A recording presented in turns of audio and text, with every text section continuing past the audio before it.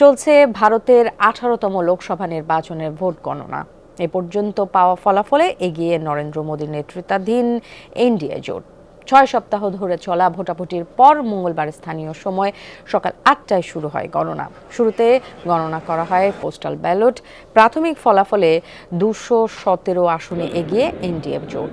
বিরোধী ইন্ডিয়া জোট এগিয়ে 173 আসনে। গত 19 এপ্রিল শুরু হয় সবচেয়ে বড় গণতান্ত্রিক দেশের ভোটের মহাযজ্ঞ।